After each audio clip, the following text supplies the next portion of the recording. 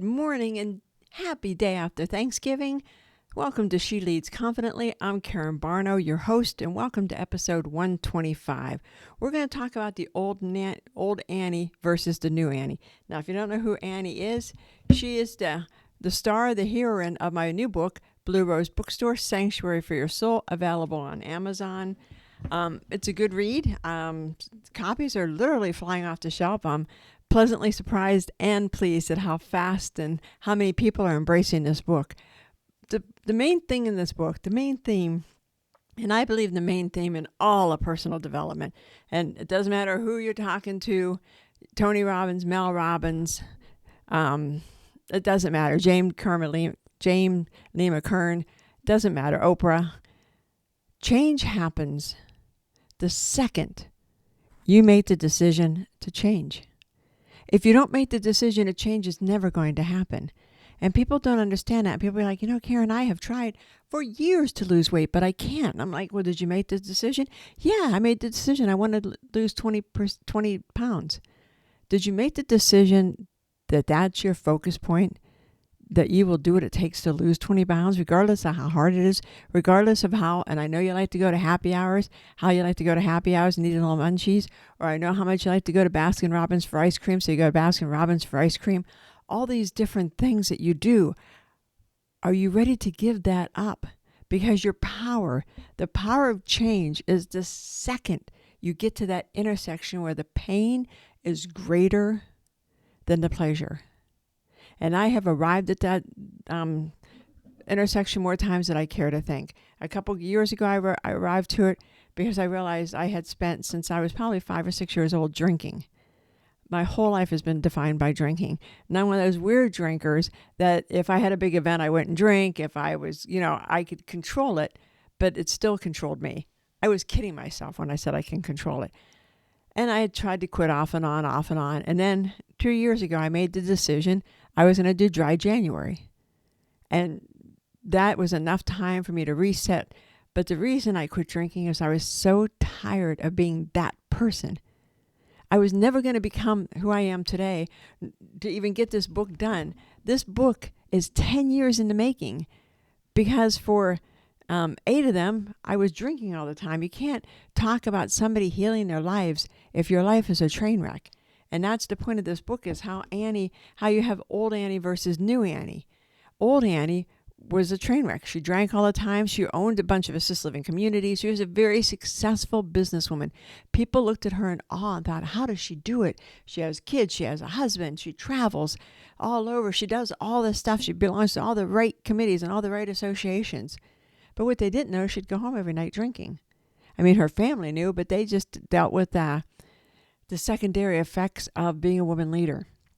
And there's a lot of effects. And if you want me to do a podcast on that, put it in the comments below. The effects of being a woman leader. I've been a woman leader for 27 years. That, was a tipping point a lot of times for my drinking to be a roller coaster until it just got to the point that it was up here and never really down there. There's always that tipping point where you have to make that decision. Am I going to change or am I going to stay? Am I going to really lose that 20 pounds or am I going to keep that 20 pounds? And until you make that honest to God, I am going to move heaven and earth to accomplish this, you're not going to accomplish it because you have to be committed to it. But the minute you can look at yourself in the mirror and say, I am committed to stop drinking. I am committed to losing weight. I am committed to sitting around every night talking about how much I despise myself. I'm committed to changing my negative talk to my self-talk. I'm committed to, as Annie was, to take the journey to figure out who she was. Because, Annie was an ultimate people pleaser. She would put everybody's needs ahead of themselves. So she had $1 left to her name. And if she didn't spend it on food, she'd starve to death. She would have gave it to somebody else so they could be happy. And she wasn't doing it as out of the kindness of her heart. She probably does now, but at the time she was doing it so people would like her. See, I gave you my last $1. Can you like me? Can you be nice to me? Can you not hurt me? Anybody that has trauma in their past, you know what I'm talking about. If you have trauma in your past, you know what will it take to stay safe. Because that's the key when you have trauma in your past. What do I have to do for me to stay safe and protected? And that's where people pleasing comes from. So you put everybody ahead of yourself, and then you you hide yourself. You wear a mask. And mask comes in all shapes and sizes. But you wear this mask of this powerful assisted living CEO who has got it together and goes to all these meetings and shows up coiffed and talks to everybody and everybody adores her. Then she goes home and drinks because that's not really who she is. Nobody's nice 24 hours a day. Nobody is, don't worry, raising their hand. I'll do that. I'll do that. I'll do that. But that's how she was because she worked tirelessly for approval. She wanted people to approve of her because her family didn't approve of her. Her parents certainly didn't. And she also felt invisible. And how many of you out there feel invisible? We just had Thanksgiving yesterday, and that's why I saved this for today. You went to Thanksgiving dinner, and everybody around the dinner table is talking, and you feel like nobody sees you. You interject conversation, and they barely recognize that you spoke. Unless maybe if you're married, your spouse is like, hey, you guys, Beth spoke. Hey, you guys, did you just hear that powerful thing she said? You become invisible. You also become invisible because you have trauma. You don't want to be seen. You're trying so hard to stay safe. And you constantly doubt yourself. You constantly doubt what you say. You constantly fear mistakes. You're so afraid of making a mistake that you'll ask me, is this how you do it? Is this how you do it?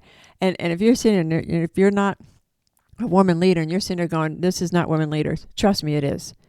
I hang with women leaders. This is how it is. And she'd always smile and you'd always be happy.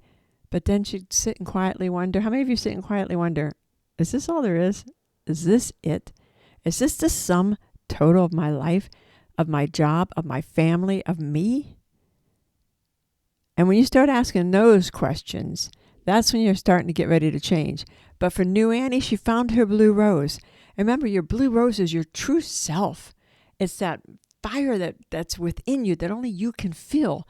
The true you, who you're meant to be. You step into your true calling. You step into being your authentic self. And your friends notice it. When I started stepping into my authentic self, when I quit drinking and I became who I was, I had more friends. I had more authentic friends because I wasn't carrying a chip on my shoulder. I wasn't angry. I wasn't hungover. I wasn't mean. I wasn't trying to attack before I was attacked. I wasn't trying to put somebody down before they quit being my friend. I would quit talking to somebody for no reason because I figured, sooner or later they're going to quit talking to me. And you get into that thing, but as the new person, you don't live for others. You start living for yourself. You start living for your dreams. You start living for your hopes and your purpose. And you step into your confidence. Annie became so confident. I've always thought I was a confident woman. So many people told me I've got too much swag. I didn't realize that it was a false bravado until I realized what real confidence looks like. And real confidence looks like you're just happy and pleased with yourself.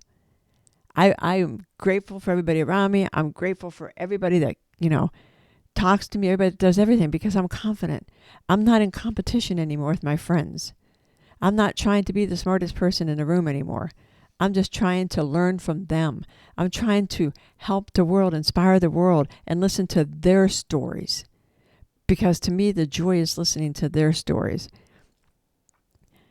And don't feel guilty for putting yourself first. You're supposed to. You're a human being. Put yourself first. Annie's transformation, Annie's change is a reminder that everybody can change. Everybody can change their story. You can take the most crappiest story you have. And I've coached women. I've just recently stopped coaching because I literally ran out of time. But you're so busy telling yourself this horrible story about yourself, that you're a mean person, that you asked for it, you caused it, that, if you were in an accident, the accident was my fault. If, whatever happened, everything was your fault. If your parents used to beat you, it was your fault because they told you that. I wouldn't have to do this if you'd behave. My parents used to tell me, I wouldn't have to do this, but you always think it's funny to be the class clown. Excuse me. I wouldn't have to, I wouldn't have to do this if you would just be like your brother and sister and focus on school. I would get all that. That I wouldn't have to do this. Now, I'm going to leave this in the podcast because I want you to understand, before I would have stopped the taping and started all over again, because I would have said, oh my God, that's horrible. I want you to understand it's okay. Give yourself permission to just be you. This is me. So what the heck?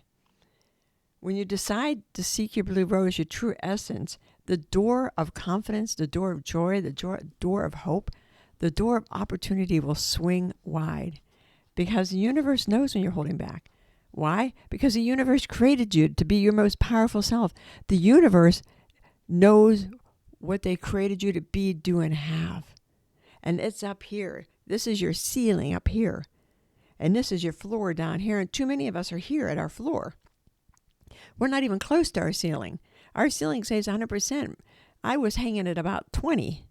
Now I'm probably about 40 or 50. So I got 50% more to give, 50% more to discover within, so I can help inspire women to become their best, to lead confidently, to be your most perfect self, and to be happy. I feel so sad for so many people that are not happy, and they can't quite figure out why. It's the negative self-talk. It's living in the past. It's living in those past gunk. I used to live in the past gunk and the trauma and see the trauma over and over and relive the trauma. And, the teachers that were not in my fan club at all. And the people that told me, you're underachieving. Now I focus on the people, to my guides, to the guides I met when I was in the Air Force, to Major Watkins, who was a guide to me and guided me to, at that time, she's probably Colonel Watkins now. At that time, Captain Rhodey, who's probably by now was a general. She was so badass. These were guides on my pathway. And the whole way up, my next job, Selena Suarez, she was a guide in my pathway. And I could go through it, and I probably shouldn't name names because everybody else can be like, why'd you lead me out? But these are the people that really believed. And the one who believed fundamentally in me was my high school senior public speaking teacher, Mrs. Walker. She saw my ceiling. You'll have people that you run into that see your ceiling. I have the gift of seeing people's ceilings. It's my gift. I can see people as they could be. And then I see them as they are, and I look at them and I think, wow. I know somebody right now, I think she's a powerful, badass woman who I adore being around. And then I look at her and I think, oh my gosh, you are going to be amazing the day you realize that you may be a powerful, badass woman, but you haven't even scratched the surface. Because when you drop that, kind of that, badassery, the real you is going to come out. So I see people's ceilings. And when you can see somebody's ceiling, I can help get you to it. And that's what the power of Annie is. Esmeralda, her guide, sees people's ceilings, was able to help guide her through. So you've got to ask yourself, I'm saying a lot of so's today. Yeah, maybe I didn't have enough pumpkin pie. You have to ask yourself, what is holding you back from becoming your most powerful self? And whatever just popped into your mind, that first thought you just had is your answer. It's always the first thought. I'm afraid of being hurt. I'm afraid of making a mistake. For me, I'm afraid of making a mistake.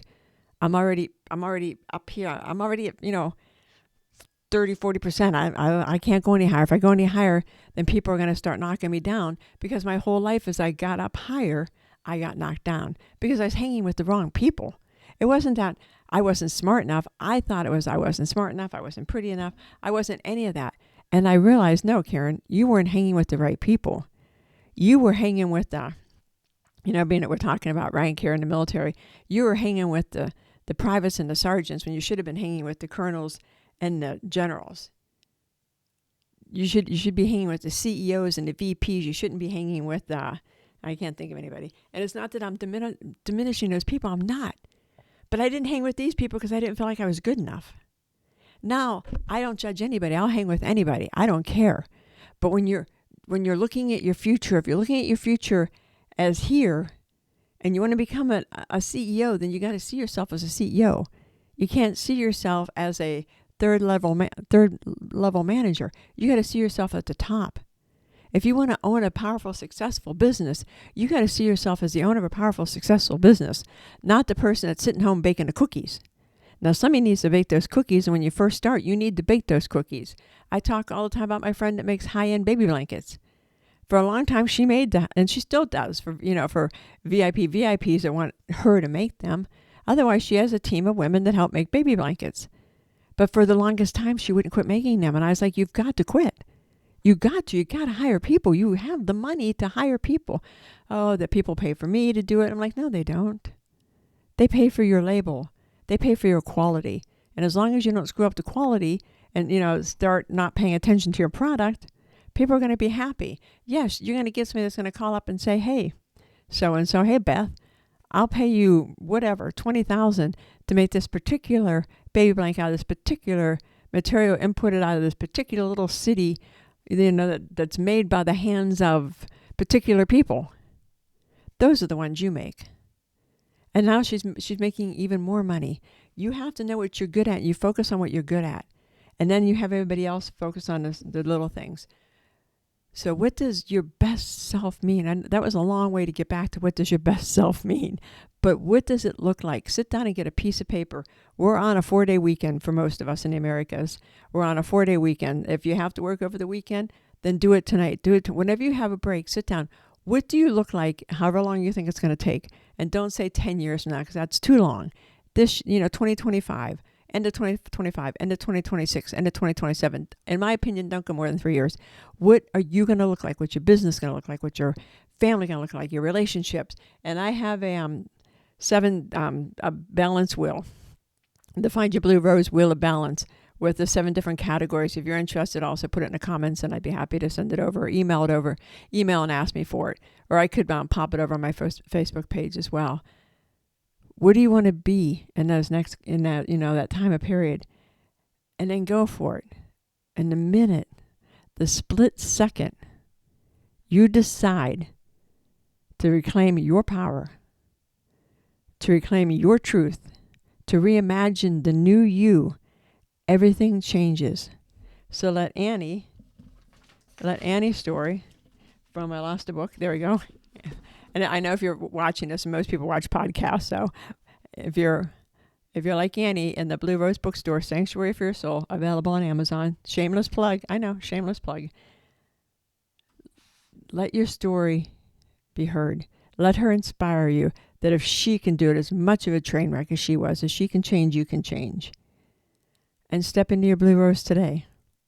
I hope this helped you guys. If you have any questions, please reach out to me. You can find me on all the social media across all platforms. I'm Karen Barno. My book comes out as Karen Riddle Barno because I wanted to honor my parents.